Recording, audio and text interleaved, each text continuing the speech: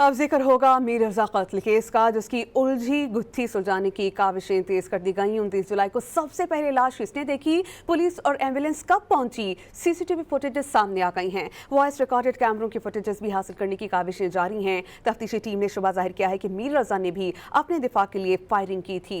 दोनों हाथों पर गन शॉट के शवाहिद मिले हैं।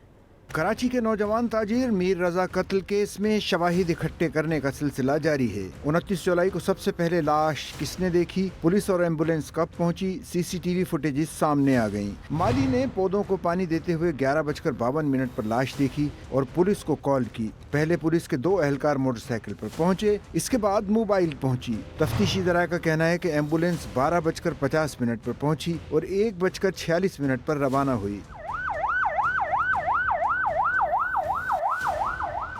जराये का कहना है कि 28 जुलाई को इसी मकाम पर पानी देते हुए माली को लाश नहीं मिली। मीर रजा केस में पुलिस की तफ्तीशी टीम ने जाए वकुआ की जियो फेंसिंग मुकम्मल कर ली। जियो फेंसिंग के दौरान कुछ नंबर सामने आए हैं। जराये का कहना है कि मकतूल मीर रजा के मोबाइल नंबर का CDR निकाल लिया गया है। मीर रजा को किसने और कितनी बार कॉल की, तफ्तीश जारी है। जराये का कहना है कि कर्जदारों ने कर्ज वापसी के लिए बिजनेस पार्टनर मोहम्मद अहमद से भी राब्ता किया। अहमद ने तफ्तीशी टीम को बयान दिया कि कर्ज वापसी के लिए 3 से 4 अफराद ने राब्ता किया था। कब्र कुशाई के दौरान हासिल तमाम नमूनों की जांच भी मुकम्मल कर दी गई है। जामिया कराची की केमिकल एग्जामिन लैब ने रिपोर्ट पुलिस को फराहम कर दी। मीर रजा के दोनों हाथों पर गन शॉट रेजिड्यू के शवाहिद मिले, जो फायरिंग करने की निशानदही करता है। केमिकल एग्जामिन रिपोर्ट के मुताबिक मीर रजा को गोली कमर की जानिब से लगी। शुबा है मीर रजा ने खतरा महसूस करते हुए दिफा में फायरिंग की।